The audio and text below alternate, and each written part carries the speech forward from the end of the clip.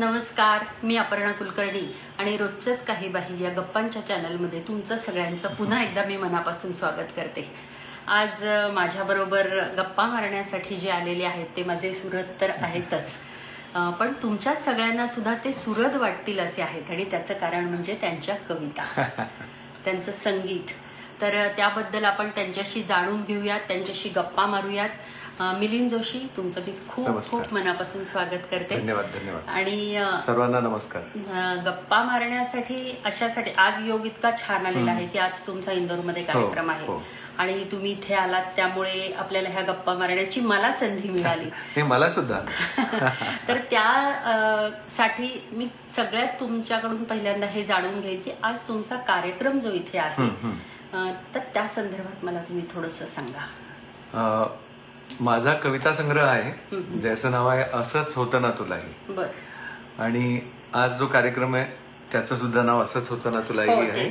आणि हा माझ्या कवितांचा कार्यक्रम आहे. पण आताच तुम्ही मेन्शन केलं त्याप्रमाणे मी संगीतकार सुद्धा असल्यामुळे आणि त्याचा मला आनंद असल्यामुळे मी हा जो कार्यक्रम करत असतो त्याच्यात माझ्या सगळ्या कविता मी वाचतो. वेगवेगळ्या प्रकारच्या कविता आहेत, मुक्तछंद आहेत, अगदी छोट्या 4-4 ओळींच्या सुद्धा आहेत, मोठ्या छंदबद्ध कविता पण आहेत, काही गझल पण आहेत आणि काही दोहे आहेत वेगवेगळे आणि काही हास्य कविता सुद्धा आहेत. तर अशा पद्धतीच्या कवितांचा एकत्र हा कार्यक्रम आहे आणि त्यातल्या काही कविता मी कंपोज पण केलेल्या आहेत. तर माझ्याबरोबर 2 वादक कलाकार असतात. मी हार्मोनियम घेऊन बसतो. साधासा कार्यक्रम आहे, गप्पा मारतो मी असं समजा, स्टेजवर बसून हार्मोनियम घेऊन बसतो. माझ्याबरोबर स्पॅनिश गिटारला एक वादक कलाकार असतात, एक तबल्याला वादक कलाकार असतात आणि मी एक 1.5-2 तास येऊन प्रेक्षकांची गप्पा मारतो, कविता वाचून ऐकवतो आणि काही ज्या कंपोज केल्या त्या गाऊन ऐकवतो. थोडक्यात धमाल करता. फार मजा येते. म्हणजे मी आता बरेच शो केले ना, तर त्याच्यावरून प्रतिक्रिया काय आहेत त्याच्यावरून मी सांगतो. मला तर येतेच धमाल, कारण की माझं ओरिजिनल कंटेंट मी सादर करणार. प्रेक्षकांकडे बघून तो तुम्हाला अंदाज येतो आणि ते गिव्ह अँड टेक असतं. प्रेक्षकांकडे बघून तुम्हाला कळतं की धमाल येते, मजा येते. नाही, आणि फार वेगवेगळ्या, म्हणजे आपण खरं म्हणजे अज्युम करू शकत नाही कुठे प्रेक्षक कसा असणार आहे ते. आणि दरवेळी म्हणजे अगदी 2 टोकाचे प्रकार घडलेले पण आहेत, कारण की स्वतः प्रतिमा आपली जी मनात घेऊन जातो आपल्या प्रेक्षकांबद्दलची, ती आपण कशाच्या जोरावर करतो याचं मला आजकाल फार आश्चर्य वाटतं. कदाचित ती आपली इच्छा असते की आपले श्रोते आणि प्रेक्षक असे असावे. तर पण त्या जागेची एक संस्कृती असते, त्या जागेची एक जडणघडण असते, त्या जागेचा श्रोता म्हणण्यापेक्षा त्या जागेचा माणूस वेगळ्या पद्धतीने वाढलेला असतो. तर त्यातनं त्याचं रसिकत्व कसं डेव्हलप झालेलं आहे ते वेगवेगळं असतं. त्यामुळे फार इंटरेस्टिंग पद्धतीने कधीतरी असंही झालं की मला जिथे वाटलं की इथे जरा कदाचित सांभाळून, म्हणजे अंदाज घेऊन करावं लागेल, तर तिथे 100% कार्यक्रम एका शब्दालाच नाही तर 2 शब्दांच्या मधल्या पॉजला सुद्धा दाद मिळाली आणि एखाद्या ठिकाणी थोडा अंदाज घ्यावा लागतो. तर ते माझ्यासाठी सुद्धा प्रत्येक प्रयोग हा फार मोठा अनुभव असतो. तो घडणारा प्रत्येक प्रयोग ही सुद्धा माझ्यासाठी एक कविता सुचल्यासारखी प्रक्रिया असते आणि त्याच्यात श्रोत्यांचा सहभाग असतो. मला वाटतं हे जे पुस्तक आहे हेच आहे, असंच होतं ना तुलाही. आता हे असंच होतं ना तुलाही, याच्यावरून, ह्या टायटलवरून अंदाज काही येत नाही ह्यातला तुला कोण आहे. तुला म्हणूनच आहे ती गंमत की एक कमिटेड. आणि मी ह्याच्यावरून एक गंमत सांगतो की एक अंकुर नावाची मालिका होती झी मराठीवरती, तर त्याचं शीर्षक गीत मी लिहिलेलं होतं आणि ते स्त्रीच्या दृष्टिकोनाने होतं की सखे गसे गाऊया आता आनंदाची गाणी ग, आतल्या आत पिऊन टाकू डोळ्यातले पाणी ग, पाण्यावर त्या एक नव्याचा फुटेल अंकुर ग, विसावयाला एक नव्याने मिळेल माहेर ग. अशा पद्धतीची होती आणि ते खूप गाजलं होतं. ते संगीत पण माझं होतं आणि मनीषा, माझी बायको मनीषा जोशी, तिने गायलं होतं.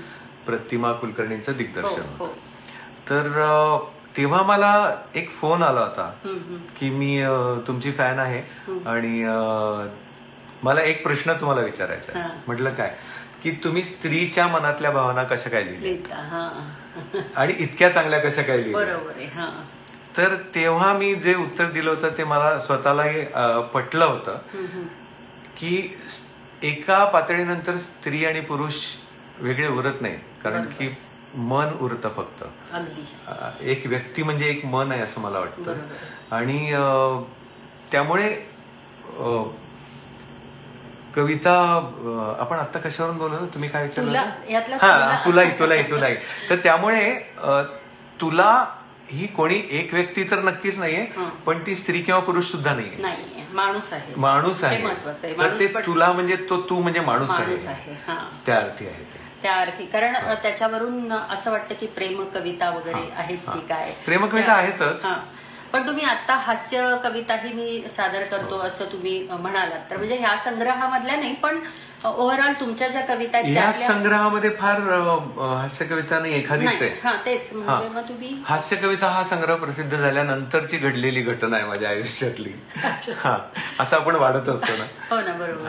आता तुम्ही सांगितलं की मला असं विचारलं की तुम्ही कविता लिहिताना स्त्रीच्या मनातल्या भावना इतक्या कशा काय तुम्ही चांगल्या पद्धतीने लिहिल्या. मला एक असा वेगळा प्रश्न पडतो, कारण तुम्ही संगीतकार पण आहात आणि कवी पण आहात. तर संगीतकार असणं हे कवीला पूरक ठरतं की कधी कधी काय होतं ना, मीटरमध्ये एक संगीतकार म्हटलं की डोक्यात ते मीटरचं गणित असतं की मीटरमध्ये बसवण्याच्या नादामध्ये तो जो एक आतून आलेली जी कविता असते त्याला शब्दांना इकडे तिकडे मीटरच्या ह्याच्यामध्ये केलं जातं, म्हणजे स्वतःची झाकपाक केली जाते नाही, मीटरमध्ये बसवण्यासाठी. तर तुम्हाला काय वाटतं, संगीतकार हा आपल्यावर आहे, म्हणजे आपल्यासाठी ती संधी ठरते का आपल्यासाठी ते संकट ठरतं? एक्झॅक्टली. तुमच्यासाठी काय? माझ्यासाठी मी ती अगदी सुरुवातीच्या काळात संकट ठरू लागण्याच्या वेळीच मला ते लक्षात आलं की हे संकट ठरून उपयोग नाही, नाहीतर आपल्या दोन्ही कला खराब होतील, म्हणजे लिहिणं सुद्धा आणि कंपोजिशन सुद्धा. ह्याच्यात माझ्या गुरुजींनी, पंडित यशवंत देव, त्यांच्याकडे मला जवळजवळ सुप्रसिद्ध संगीतकार, त्यांच्याकडे मला जवळजवळ 30-35 वर्ष शिकायची संधी मिळाली, 30 वर्ष नक्कीच. तर त्यांनी मला त्या काळात अनेक गोष्टी ज्या शिकवल्या, त्याच्यामध्ये एक गोष्ट त्यांनी सांगितली होती की जर तू लिहित असशील तर ते लिहिण्याच्या पातळीवरच संपूर्ण असलं पाहिजे, म्हणजे ते कागदावरच उत्तम असलं पाहिजे, आणि त्यानंतर त्याला सूर दिलेस तर वेगळी गोष्ट. तसंच स्वररचना सुद्धा त्या शब्दांना पूरक असली पाहिजे आणि ती स्वतंत्र सुद्धा असली पाहिजे. तर त्यामुळे मी काव्य लेखनाचा, म्हणजे कवितेच्या आणि गीतलेखनाच्या बाबतीत बोलायचं झालं तर मग मी वृत्तछंदांचा अभ्यास जास्त मुद्दाम करायला लागलो, कारण की लिहिलेली कविता आणि स्वररचना, चाल, या दोन्हीचं मला लग्न हा शब्द इथे वापरायला आवडतो की या दोन्हीचं लग्न ज्या ठिकाणी लागतं ती गोष्ट म्हणजे लय आहे, आणि लय दोन्हीकडे असते. संगीत रचनेत पण लय असावी लागते आणि लिहिण्यात सुद्धा लय असावी लागते, बरोबर आहे. किंवा प्रत्येक भावनेची एक लय असते, एक गती असते. अगदी. तर तो त्यांचा मीटिंग पॉइंट आहे, ते फक्त लक्षात घ्यायचं. आणि मी स्वतः काय केलं, मी फार मोठं विधान करत नाही, पण मी स्वतः काय केलं ते सांगतो. लिहित असताना जरी असं वाटलं की आपल्याला चाल सुचतेय, तरी ती सुचायला थांबू दिलं नाही मी, पण तिचा गैरफायदा नाही घेतला, नैसर्गिकरित्या जे.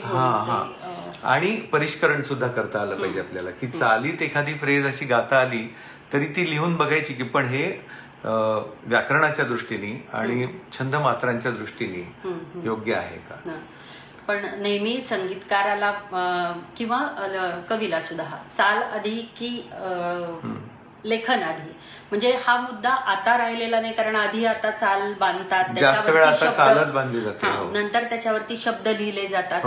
पण मग ह्याच्यामध्ये शब्दांवरती अन्याय नाही म्हणता येणार, पण तडजोड करावी लागते का शब्दांशी? नाही, काय माहिती, मी मगाशी म्हणलं तसं जर दोन्ही विधांचा तुमचा अभ्यास असेल, लिहिण्यावर सुद्धा तुमची कमांड असेल आणि स्वररचनेच्या फ्रेजेस पण तुम्हाला तेवढ्याच खोलीत जाऊन समजत असतील, खोलात जाऊन समजत असतील, तर अडचण येत नाही, इनफॅक्ट फायदा होतो. म्हणजे मी अनेक संगीतकारांसाठी चालींवर गाणी सुद्धा लिहिली आहेत, आणि ह्या वृत्तछंदांच्या मात्रांच्या केलेल्या अभ्यासाचा उपयोग चालीवर लिहिताना खूप होतो. कारण की वृत्तछंदांमध्ये एक काहीतरी प्रकार, ज्याला आपण मीटर म्हणलो, असतो, आणि तीच लय पहिल्यापासून शेवटच्या ओळीपर्यंत मेंटेन केलेली असते. चालीत तसं नसतं. चालीमध्ये ते नुसतीच चाल जेव्हा कंपोज केलेली असते तेव्हा वेगळीच एखादी म्युझिकल फ्रेज येईल, त्याच्या पुढे वेगळीच फ्रेज येईल, त्याच्या मात्रांचा क्रम वेगळाच असेल. तर म्युझिकल फ्रेजवर लिहिताना, चालीवर लिहिताना त्या फ्रेजचा, मात्रांचा, ऱ्हस्व दीर्घाचा क्रम तुम्हाला समजावा लागतो. चॅलेंजिंग पण आहे, चॅलेंजिंग आहे, पण त्यातलं काही गणित सुद्धा आहे. गणितच मला वाटतं तंत्र जास्त आहे. तंत्र आहे, पण जर तुम्हाला काव्य आणि काव्यमयता सुद्धा माहित असेल तर त्या तंत्राच्या पलीकडे जाऊन तुम्ही चालीवर लिहिताना सुद्धा चांगलं काव्य लिहू शकता. पण हे तंत्र समजून घेऊन, जसं तुम्ही म्हटलं की तुम्हाला मीटर पण समजलं पाहिजे आणि संगीत पण समजलं पाहिजे, ह्या सगळ्यामध्ये भावाची कोंडी होते का कुठे? नाही होत, कारण की मी त्यालाच म्हणतो की हे तर संपूर्ण कला अभ्यासाबद्दल पण बोलता येईल आपल्याला, की आपल्याला सुचलं आणि आपण लिहिलं, याच पातळीवर जर आपण राहिलो फक्त, आपण जर त्याच्या शास्त्राचा अभ्यास नाही केला तर आपण फार वेळा ती गोष्ट नंतर करू शकत नाही. अच्छा, बरोबर आहे. नेमकेपणाने करू शकत नाही. किंवा समजा गझल कशी लिहायची हा अभ्यास मी केला, गझल सारख्या मला सुचलेल्या ओळी म्हणजे गझल नसते हे आपल्याला लक्षात येतं, की कोणत्याही द्विपदी आल्या 5 वेळा म्हणजे ती गझल होत नाही.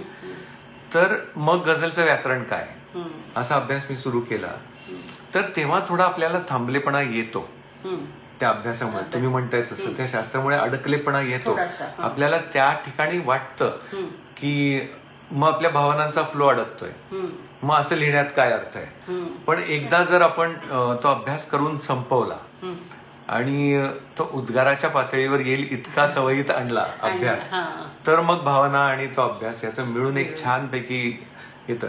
मी बाहुबली चित्रपट सुप्रसिद्ध साऊथ इंडियन, तो मराठीमध्ये डब जेव्हा झाला तर तो शेमारू मराठी बाणा नावाचं जे चॅनल आहे त्याच्यावर तो दाखवला जातो. तर तो सिनेमा डब झाला मराठीत, तेव्हा मग त्यातली गाणी पण डब केली त्यांनी. तर बाहुबली 1 आणि बाहुबली 2 असे जे त्याचे भाग आहेत, त्याच्यात एकूण 13 गाणी आहेत. त्यातली 7 गाणी मी लिहिली मराठी, आणि त्यातली 3 चालीवर लिहिली होती. तर आता सिनेमासाठी चालीवर गाणी लिहिणं आणि त्यातही ती दृश्य त्यांनी आधी दाखवलेली आहे, त्या दृश्यावरही दिसलं पाहिजे हे लिहिणं. आणि परभाषेतलं तेलुगूतलं गाणं मी ऐकतो, तुम्हाला काही एक अक्षर त्यातलं कळत नव्हतं. बरोबर. थोडंसं 4 ओळी काय जे माहिती, कारण ते खूप फेमस आहे, मी सांगतो, माहिती आहे सगळ्यांना. त्या एक त्याच्यातनं एक फार इंटरेस्टिंग, म्हणजे चॅलेंजिंग, इंटरेस्टिंग होतच पण चॅलेंजिंग होतं खूप. प्रेयसीचं गाणं आहे प्रियकरासाठी, पण ती आणि तिच्या मैत्रिणी कृष्णाच्या मूर्तीभोवती फेर धरून नाचतायत. कान्हा सोजा जरा, कान्हा सोजा जरा, हिंदी गाणं. आणि त्या ओळी अशा हव्या होत्या की त्या हिरोला सुद्धा लागू पडायला पाहिजे. बरोबर. आणि ते म्हणते बाळकृष्णाला सोजा जरा. तर इथे वयाचाच फरक आहे, म्हणजे जे तुम्ही बाळाला म्हणाल तेच तुमच्या प्रियकराला लागू होईल. बरोबर, व्हायला हवंय, पण ते चुकीचं नाही व्हायला, नाही नकोय व्हायला. तर असं सगळं होतं तिथे. आणि मला कळे ना की काय करावं. बरं, मी हिंदी ऐकलं ते, पण समूह मला ती मजा नाही आली हिंदी अर्थ ऐकून, आणि ते पटलं पण नाही मला. मग मी त्याचं प्रेमाइस काय आहे नक्की ते बघितलं त्या गाण्याचं, त्या कथेतलं त्याचं महत्व काय आहे, कोणत्या पॉइंटला येतं, काय येतं, काय कॅरेक्टर्स आहेत, असं सगळं बघितल्यानंतर. आणि त्या गाण्यात तर अतिशय विचित्र फ्रेजेस आहेत, आणि अशा वेळी ते जेव्हा लिपसिंग सुद्धा मॅच करायचंय, तो अर्थ पण यायला पाहिजे, आणि हे सगळं करून ते गाणं पण वाटायला पाहिजे. वाटेल ते लिहिलंय असं वाटायला नको. बरोबर आहे. तर लिपसिंग हा जो प्रकार आहे त्याच्यातला तो फार इंटरेस्टिंग आहे. म्हणजे जमला तर इंटरेस्टिंग, नाही जमला तर काळ्या पाण्याची शिक्षा. तर त्या कान्हा सोजा जरा जे त्याचं तेलुगू जे गाणं आहे त्याचं कण्णा निदुरिंचिरा असं काहीतरी शब्द, कण्णा निदुरिंचिरा, कण्णा निदुरिंचिरा असं काहीतरी. तर ते ह्याच्यातले वॉवेल्स काय आहेत, तर कण आ इ उ ई आ. तर मी त्याच्यावर मराठी लिहिलं की कान्हा तू निज ना, कान्हा तू निज ना, किती किती करशील धुंद विलोपित. आता अशा टाईपचे लिहिताना शब्दकळा पण वेगळी येते. आता धुंद, विलोपित हा शब्द आपण आज लिहिताना पटकन येत नाही, किंवा माझ्या चॉईसने मी जेव्हा कविता लिहित असेल तेव्हा तो येणार नाही, कारण आपण आज बोलत नाही तो शब्द. पण तो जो काळ दाखवलेला होता, ते राजे रजवाड्यांची सगळी गोष्ट होती, तिथे जे एक भरजरीपणा होता, त्याच्यात त्या भाषेत पण एक थोडासा भरजरीपणा यायला हवा. तर अशा त्या गोष्टी असतात. मला वाटतं की आपल्या अनुभवातून, म्हणजे मी जे तुम्हाला म्हटलं की जे रॉ लिहिणं असतं, माझी आत्ताची जी भावना आहे ती मी कागदावरती उतरवणं, एक माणूस म्हणून माझे अनुभव, व्यक्तिगत अनुभव असे कितीकसे असणार की त्याच्यामध्ये मी तितकं तुम्ही जे आता म्हणालात की ते भरजरीपणा येणं, तर हा मला वाटतं की लिहिण्याच्या दृष्टीने हा तुम्हाला जास्त फायदा, म्हणजे दुसरी डबिंगच्या ठिकाणी लिहिताना किंवा इतर भाषेचं ह्याच्यामध्ये रूपांतर करताना, अनुवादित करताना हा फायदा तुम्हाला असेल, कारण त्या भावना तुम्ही कधीही आयुष्यात अनुभवणार नाही, पण त्या तुम्हाला लिहायच्या आहेत, तर तुम्हाला एक पृष्ठभूमी तयार दिलेली आहे आणि त्याच्यावरती मग विचार करणं सोपं आहे तुलनेत. त्यांनी चित्रच दाखवलंय. त्यामुळे मग ते जास्त. मला त्याच बाहुबलीतलंच दुसरं गाणं लिहिताना त्यांनी जे चित्र दाखवलंय त्याचा उपयोग झाला. एक प्रेमगीत आहे ते, त्याचा मुखवटा वगैरे तो दाखवतो आणि तिला कळतं की तो तिच्यासाठी आलाय वगैरे वगैरे वगैरे. तर ते गाणं आता आठवत नाही मला. तर त्या गाण्यात माझं तसं झालं होतं की त्या पण फ्रेजेस वेगळ्याच होत्या आणि काय लिहिलंय ते अर्थ तो कळत नव्हता. हिंदी होता, तो अर्थ मला समजण्यासाठी आणि त्याचं मराठी करण्यासाठी पुरेसा वाटत नव्हता. 3 दिवस गेले. ते पहिलं मी लिहिलं, लिपसिंगच्या 3 गाण्यांपैकी ते पहिलं लिहिलं. 3 दिवस मी अतिशय अस्वस्थ होतो, काय करावं काही कळत नव्हतं. आणि मग एकदा मला लक्षात आलं की एका सकाळी मला लक्षात आलं, वन फाईन डे जसं इंग्रजीत म्हणतात, की आपल्याला एक फार मोठा रेफरन्स अवेलेबल आहे, त्याच्याकडे आपण पाहतच नाही आहोत. ते म्हणजे त्यांनी सिनेमाच बनवून दाखवलाय. म्हणजे ते गाणं त्यांनी चित्रितच करून दाखवलेलं आहे. भावना तर कळतात, भाषा जरी नाही कळली. तर आता ते जे चित्र दिसत आहे त्याचे शब्द आपण लिहायचा प्रयत्न करूया. बरोबर. आणि ते गाणं तयार झालं. म्हणजे अनुवादापेक्षा मला असं वाटतं की ते वेगळीच एक हे असते, कारण भावना लिहिता तुम्ही. भावना लिहित, एक्झॅक्टली. म्हणजे त्याच्यामध्ये शब्द जसे अनुवाद नाहीच, अनुवाद नाहीच येतो त्या, कारण मी म्हटलं ना की भाषा कळत नाही पण भावना तर कळतात. तर त्यामुळे ते तुम्हाला जास्त चॅलेंजिंग पण होतं आणि एक अनुभव समृद्ध पण. हे सगळं करण्यासाठी तुम्ही मगाशी म्हणलात, आपला जो बोलताना मुद्दा आला, तो अभ्यास आपण करत राहणं फार आवश्यक असतं. म्हणजे तो अभ्यास शेवटी आपण इक्विप्ड असावं लागतं. आपल्याला एखादी गोष्ट वापरायची, जसं आपण मतदान आत्ताच चालू आहे, मत द्यायचं असेल तर मत असावं लागतं आधी आपलं काहीतरी. तर आपण जे आपल्याकडे नाहीच ते आपल्याला देताच येत नाही. बरोबर. तसं या सगळ्या शास्त्राचा आणि टूल्सचा अभ्यास करून ते आपल्याकडे हाताशी राहतील इतकीच सवयीची आणि रोजच्यातली झाली. कुठल्याही कलेचं असंच आहे की तंत्र तुम्हाला समजलं पाहिजे, पण ते तुम्ही तुमच्यावर हावी नाही दिलं. तंत्रातून म्हणजे भावनेतून निघून तंत्रात शिरणे, तंत्राच्या मशीनमध्ये शिरणे आणि त्यातून परत पलीकडे भावना होऊन बाहेर पडणे, असा तो प्रवास आहे. पण आता हे मधल्या फळीतले कवी तुम्ही, आणि आता जे नवीन नवीन गाणी येतात, ॲटोट्यून हा खूप वेगळा विषय आहे. पुन्हा संगीतकार पण तुम्ही संगीतकार पण आहात, पण त्याच्याबद्दल आपण नकोच बोलूया ॲटोट्यून बद्दल. पण ॲटो ट्यून सारखंच ॲटो कविता, ॲटो पोएम. आता चॅट जीपीटी आलंय की, चॅट जीपीटीवर होतं, मी करून पाहिलं ते. म्हणजे मी चॅट जीपीटीच्या याच्यावर म्हणलं की right a poem on Lata Mangeshkar, तर इंग्रजीत कविता राईम वगैरे केलेली लता मंगेशकरांवरची आली आणि ती वाईट नव्हती. काय सांगताय? भयंकर आहे, पण आहे. तर मला असं वाटतं ही जी टेक्नॉलॉजी, जसं चॅट जीपीटी बद्दल बोललो किंवा ऑटो ट्यून बद्दल आपण बोललो, की टेक्नॉलॉजी उपलब्ध असणं हा दोष नाहीये किंवा हा गुन्हा नाहीये. आपण ती वापरतो कशी. जसं आगीचा शोध लागणं आपल्यावर अवलंबून आहे ना, की आपण त्याच्यावर स्वयंपाक करतो का आपण एखाद्याच्या घराला आग लावतो. बरोबर आहे, अगदी बरोबर. तसं आहे, अगदी बरोबर. आणि कवितेचं बदललेलं स्वरूप अशासाठी की आता सोशल मीडियाचा इतक्या प्रचंड प्रमाणात वापर आहे, उपलब्धता आहे, फिंगर टिप्स वरती तुम्हाला सगळ्या गोष्टी अवेलेबल आहेत. आणि मला आज मनात आलं तर मी माझं गाणं, माझ्याकडे पैसा असेल, उपलब्धता तर सगळ्या गोष्टींची आहेच आहे, तर मी मला ठरवलेल्या 4 ओळी लिहिल्या आणि मी त्याचं गाणं तयार केलं. त्याच्यामध्ये गेयता आहे, भावना आहे, नाही पण मी केलं आणि रिलीज केलं आणि ते गाणं खूप मिलियन्स मध्ये प्रसिद्ध झालं. अशी उदाहरणं नुकतीच आपल्याला पाहायला मिळतात.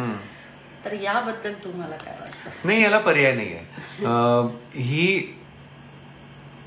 काय आहे की आपल्या मते ते गाणं खराब असेल किंवा सवंग असेल, पण सवंग खराब आहे, पुन्हा व्यक्तिसापेक्ष गोष्टी आहेत. पण तुम्ही जसं म्हणालात की तंत्र आहे कलेला, प्रत्येक गोष्टीला तंत्र आहे, तर त्यामुळे तंत्र आहे म्हणजे त्याचा अभ्यास आहे आणि ज्या माणसाचा त्याचा अभ्यास आहे तर तो माणूस अधिकारवाणीने सांगू शकतो. जसं आता म्युझिक प्रोग्रामिंग मध्ये अनेक प्रोग्रामर्स आता संगीतकार झाले, त्यांचा शब्दांचा अभ्यास आहे किंवा मेलडीचा कितपत अभ्यास आहे ते आपल्याला त्यांच्या रचनांमधून कळतं. तसं आहे ते की तुमच्या हातात, तुम्ही म्हणलात तसं, तुमच्या हातात टेक्निक आहे, तुम्ही करू शकता म्हणल्यावर तुम्ही गाणं तयार केलं आणि तुम्ही त्यातले 4 समजणारी लोक एकत्र आणून त्यांच्याकडे तू शब्द लिही, तू हे कर, तू असं करून तुम्ही तयार करू शकता, जमवू शकता ते.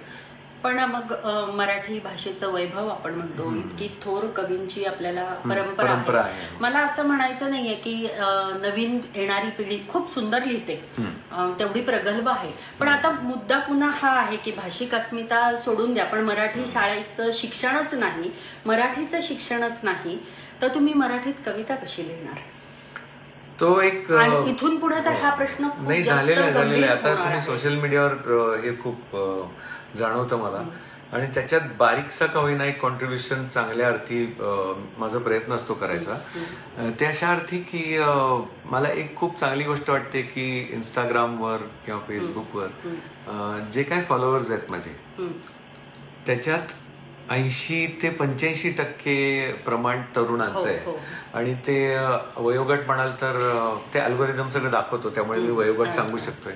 18 ते 33 हा वयोगट 80 ते 85 वयोगटातला आहे आणि तो मराठी भाषेपासून बऱ्यापैकी दूर आहे. आज आपण बघतो तरुण मुलं सगळी, पण त्यांची इच्छा असते, म्हणजे त्यांना समहाऊ माझ्या कविता आवडतात, त्याही आधी त्या समजतात मुळात साध्या भाषेत असल्यामुळे.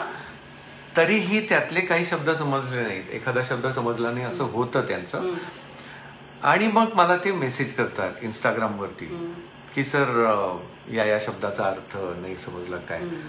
तर त्यांची तो अर्थ समजून घ्यायची इच्छा असणं ही गोष्ट फार आश्वासक वाटते मला.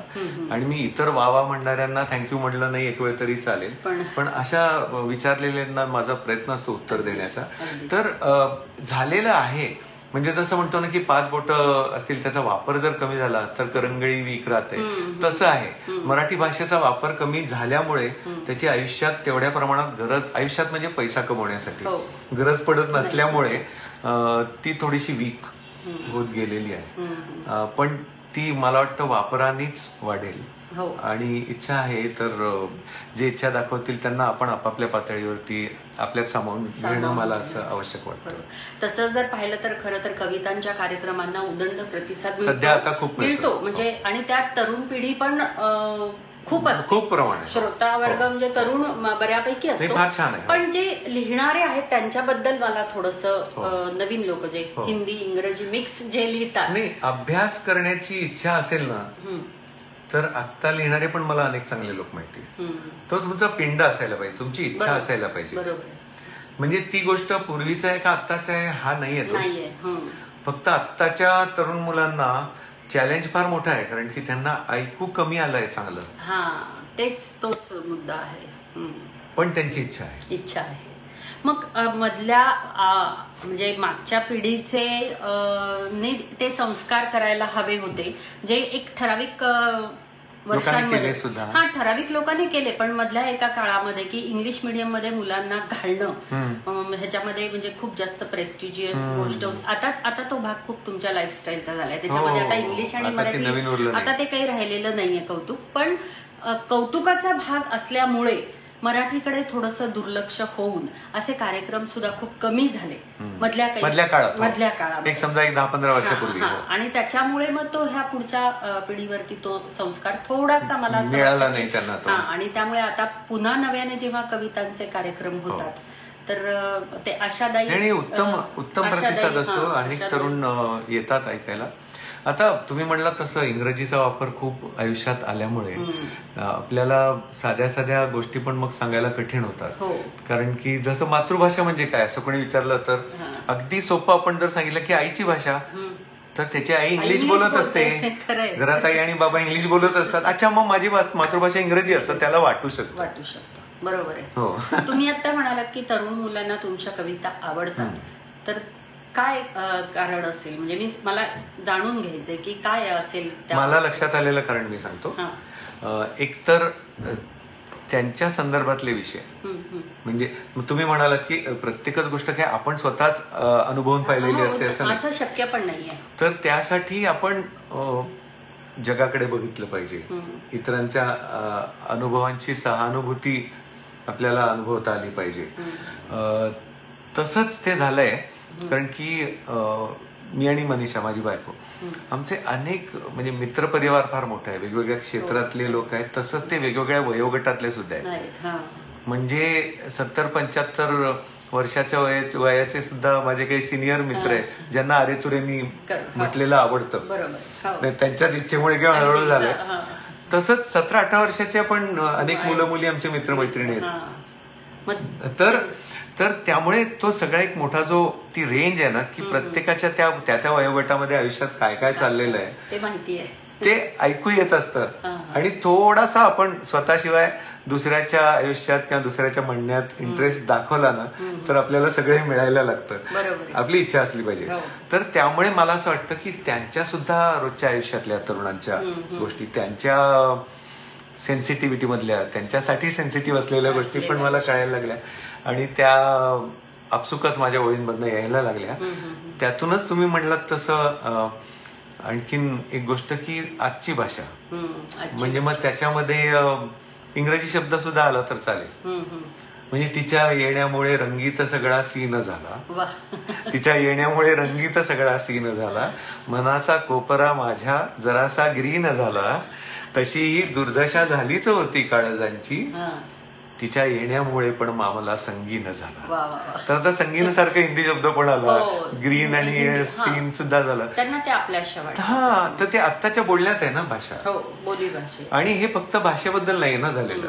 म्हणजे जे टिपिकली रिॲक्ट होतात तसं फेसबुकवर मला एक कोणीतरी मनस्वी संतापाने विचारलं होतं की तू मराठी कवितेत इंग्रजी शब्द कशाला हवेत. तर मी काही उत्तर द्यायच्या आधीच दुसऱ्या 4 जणांनी लिहिलं होतं की तुम्ही त्यांच्या बाकीच्या कविता वाचलेल्या दिसत नाहीत. पण असा प्रश्न वाचल्यानंतर की कमेंट वाचल्यानंतर मला राग नाही येत मुळात. नाही, मुळात काय आहे की कविता पोचली पाहिजे. हो, नाही तर मी त्यांना एक साधा प्रश्न विचारला होता की मला एकच गोष्ट सांगा तुम्ही की आपण मराठी लोक आहोत, मान्य, मलाही तेवढाच अभिमान आहे. तुम्ही मला जे आता कवितेबद्दल विचारलं की मराठीमध्ये इंग्रजी कविता कशाला पाहिजे, तर मराठी कवितेत इंग्रजी शब्द कशाला पाहिजे. तर ही कमेंट लिहिताना तुम्ही धोतर टोपी घालून बसलेला आहात का जीन्स आणि टी शर्ट घातलंय, त्याला काही उत्तर नाही. तर हे सगळ्या आयुष्यामध्ये आपलं फ्युजन झालेलं आहे.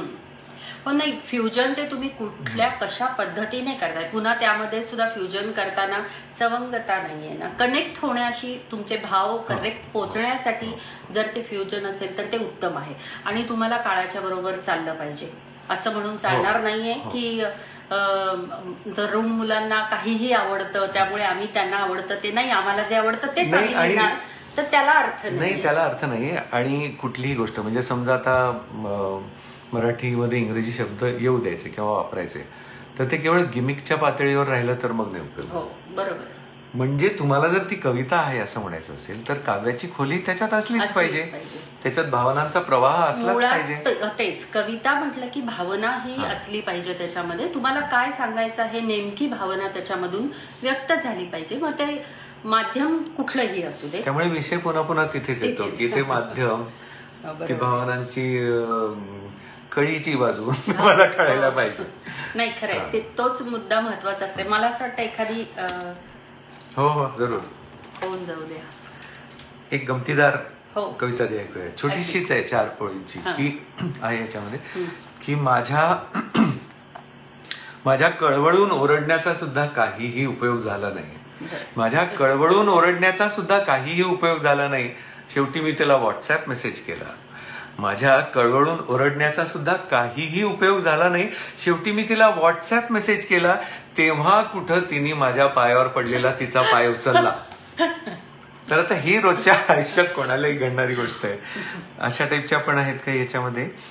गझल पण आहेत की आता गझल म्हटलं की काय होतं की बऱ्याचदा आपल्याला गझल म्हणजे दुःखी प्रेमाचीच दुःखी मुळात असं वाटत असतं की चुपके चुपके रात दिन आंसू बहाना याद है हमको अब तक आशिकी का वो जमाना याद है. तर असं नाही, मी म्हटलं की एक प्रसन्न गझल लिहायला काय हरकत आहे. तर मी लिहिलं की पिंगा घालत फुलपाखरे जमू लागली होती. पिंगा घालत फुलपाखरे जमू लागली होती. का जमू लागली होती त्याचं कारण दुसऱ्या ओळीत आहे की पिंगा घालत फुलपाखरे जमू लागली होती. तुझ्यावरी लिहिल्या कवितांची वही उघडली होती. मस्त. पानांवरती सजले होते पराग आठवणींचे. पानांवरती सजले होते पराग आठवणींचे. फुलता फुलता कागद असणे वही विसरली होती. झुळकीला मग छंद लागला कवितांच्या ओळींचा. झुळकीला मग छंद लागला कवितांच्या ओळींचा. कविता ही थोडी स्वच्छंदी बनू लागली होती. आता इथे ती गंमत असते शब्दांमधली की एक छंदबद्ध कविता असते. कविता ही थोडी स्वच्छंदी बनू लागली होती. हे न सांगता कुठेतरी सहज येऊन जाण्यात ती गंमत असते की उडता उडता नकळत काढत सुंदर अक्षर नक्षी. हवेत अशी अशी फिरत असतात ना फुलपाखरं. उडता उडता नकळत काढत सुंदर अक्षर नक्षी. फुलपाखरे हवेत कविता लिहू लागली होती. आणि शेवटच्या 2 ओळी, शेवटचा शेर. वहीत माझ्या मीच सोडली काही पाने कोरी. ह्याचं पण कारण पुढच्या ओळीत दुसऱ्या ओळीत की वहीत माझ्या मीच सोडली काही पाने कोरी. शब्दांच्या पलीकडल्याची मी नोंद ठेवली होती. पिंगा घालत फुलपाखरे जमू लागली होती. तुझ्यावरी लिहिल्या कवितांची वही उघडली होती. वा, त्या मस्त मस्त एकदम. तुम्ही चित्रकार पण आहात. तर चित्रकार म्हणजे शिक्षण घेतलं आहे, तुम्ही तंत्रशुद्ध शिक्षण घेतलं आहे की घेतलं की आवड आहे? म्हणजे काय आवड होतीच मुळात आधीपासून. लहानपणापासून मी म्हणजे गाणं आणि म्हणजे संगीत रचना नाही पण गायन आणि चित्र काढणे अगदी लहानपणापासून माझ्यामध्ये होतं. आणि मी कमर्शियल आर्ट्सचा कोर्स केला 10वी नंतर, ऍडव्हर्टायझिंग वाला. आणि त्याच्यात जाहिरात तंत्र शिकलो आणि जाहिरातीसाठीची चित्रकला आणि हे सगळं शिकलो. पण माझा पिंड मुळात एक फाईन आर्टिस्टचा आहे, म्हणजे ड्रॉइंग अँड पेंटिंग वाला आहे. मला आता लक्षात येतं की मी ऍक्च्युली कमर्शियल आर्ट्स न घेता ड्रॉइंग अँड पेंटिंग करायला हवं होतं. पण कमर्शियल आर्ट्स केल्याचा वेगळा फायदा झाला. मला नोकरी घेऊन मुंबईत जाता आलं, जाहिरात क्षेत्रात काम करता आलं. तर शिक्षण घेतलं चित्रकलेचं. पण आता मी कॅनव्हासेस आणि पेंटिंग्स पण करतो. असंच होतं ना तुलाही मध्ये पण मी चित्र काढलेत, काही स्केचेस आहेत त्या कवितेला आवश्यक. नंतर हे कव्हर डिझाईन पण माझंच आहे. मी मोठी मोठी 7.5 फूट बाय 5 फुटाची वगैरे कॅनव्हासेस पण केलेले आहेत. माझा मित्र सुप्रसिद्ध अभिनेता सुमित राघवनच्या घरी आहे ते मोठं पेंटिंग. असं मी कमिशन जॉब्स पण कधीतरी करतो. तुमच्या हा रंगांची जी आवड आहे किंवा जो छंद आहे किंवा जो तुमचा प्रोफेशनचा भाग आहे तो तुमच्या कवितेतून पण कधीतरी एखादी वेदना बनून उतरतो असं मला जाणवलं. कारण मी तुमची कविता वाचली तिरंगा. हो. ती त्याच्यामध्ये ते रंगांचा तुझा रंग सांभाळ रे, तर ही जे त्याच्यामधली वेदना आहे ती मला खूप असं वाटलं की तुमच्यातला चित्रकार अगदी त्याच्यामध्ये रंग सांभाळ रे मध्ये खूप मोठी नाही इमॅजिनरी आहे, इमेजरी खूपच सुंदर आहे. तर ती पण एक जरा तिरंगा म्हणजे तिरंगा अशासाठी की एकतर ती मला आवडली कविता, आणि दुसरी गोष्ट म्हणजे तुम्ही चित्रकार म्हणून त्याच्यामध्ये पूर्णपणे ते रंगांचं सगळं आहे वर्णन, आणि आजच्या स्थितीचं वर्णन त्याच्यामध्ये खूप जास्त यथार्थपणे आलेलं आहे. तर म्हणून मी म्हटलं की त्याच्यामध्ये ती पण एक कविता. कुठे आज उन्माद दाही दिशांनी, जणू भंगले सर्व आभाळ रे, जणू आज स्पर्धाच रंगांधळ्यांची, तिरंग्या तुझे रंग सांभाळ रे. क्या बात आहे. अशी ती कविता आहे. हो, खूपच सुंदर कविता आहे. तर रंग भावभावनांचे, म्हणजे एक प्रकारचं तुम्ही पेंटिंगच करताय.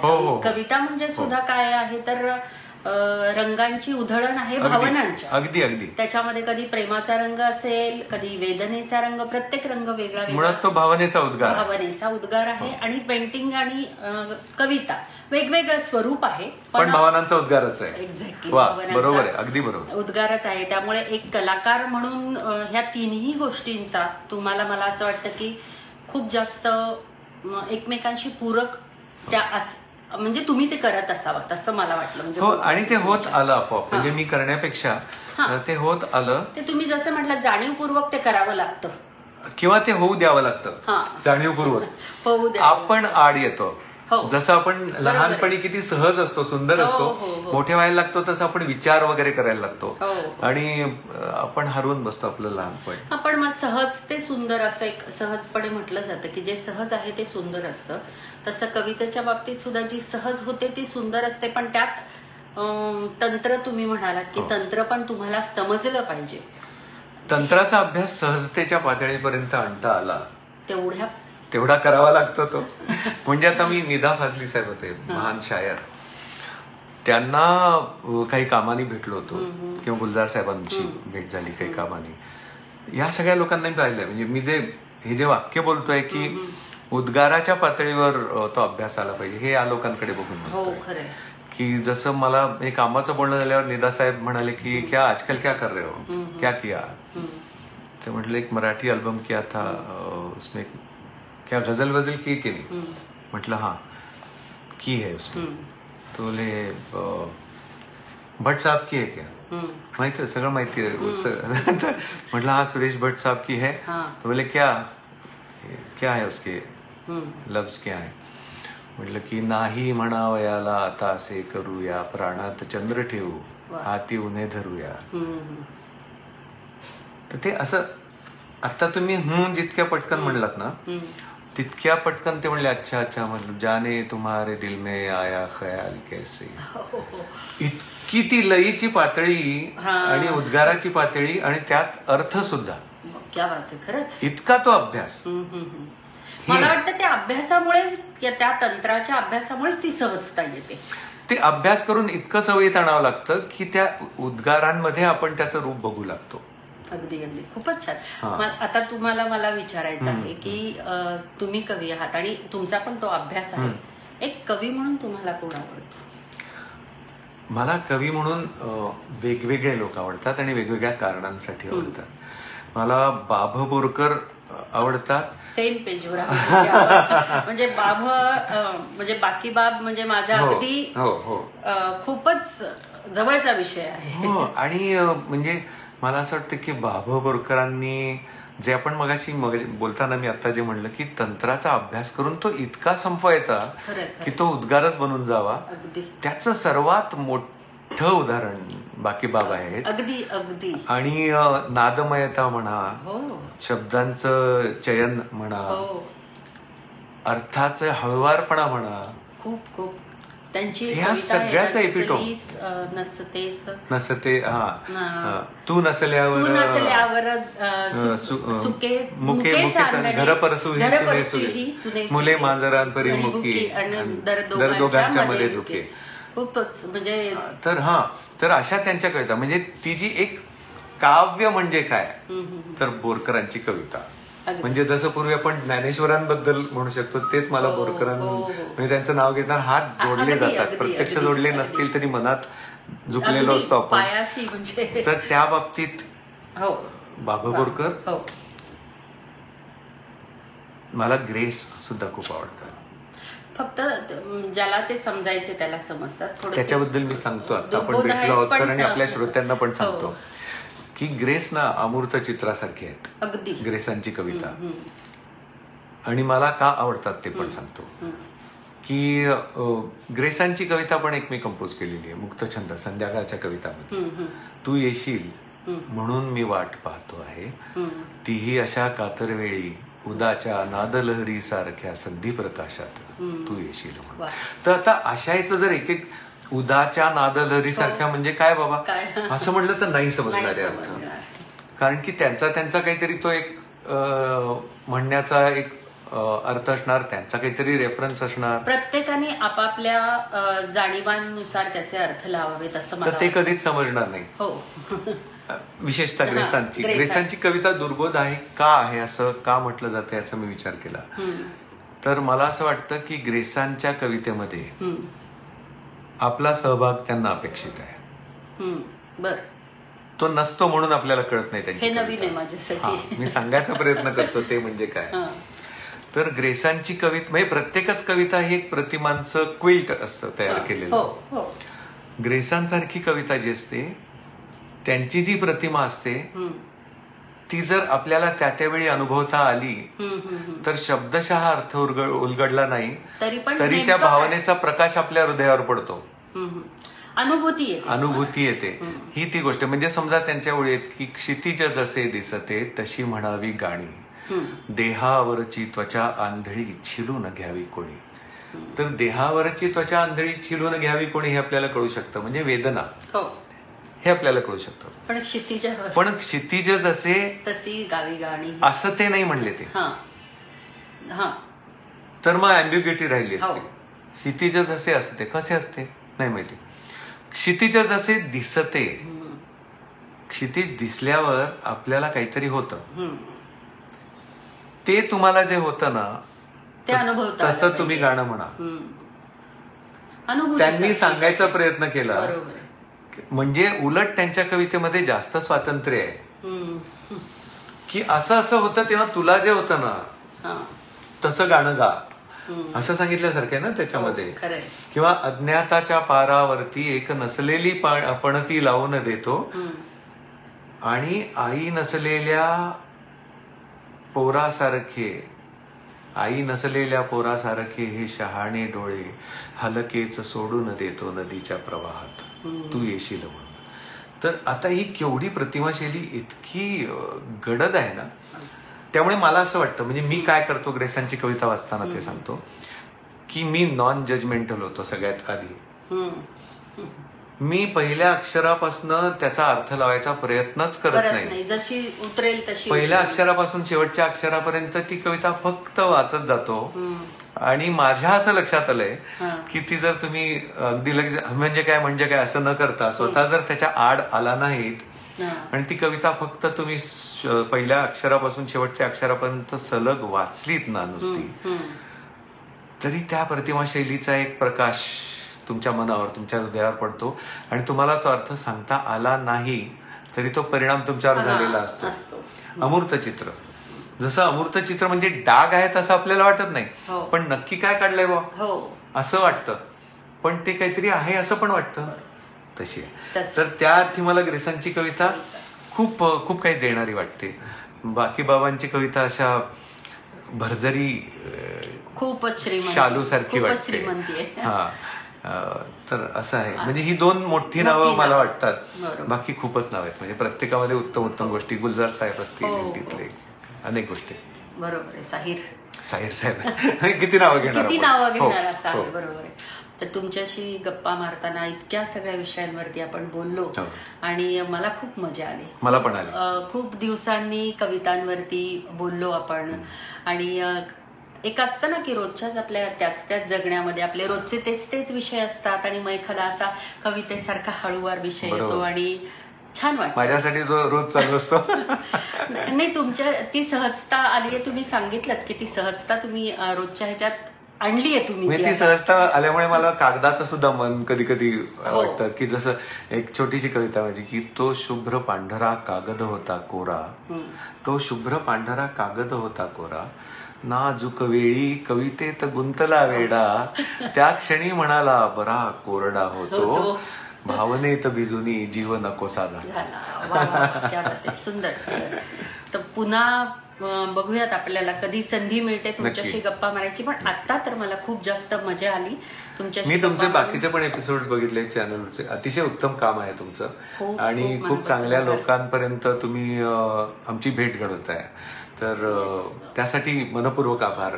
मी तुमचे मनपूर्वक आभार म्हणते आणि खूप छान वाटलं. मला खूप मजा आली. मला असं वाटतं कार्यक्रम किंवा गप्पा किंवा कुठलंही एक कला सादरीकरण असू दे, त्याच्यामध्ये सगळ्यात महत्वाचा जो भाग असतो तो म्हणजे मजा येणं. अगदी अगदी. तर मला असं वाटतं की आज आपल्या दोघांनाही मजा आली. नक्कीच आली. तर मनापासून आभार.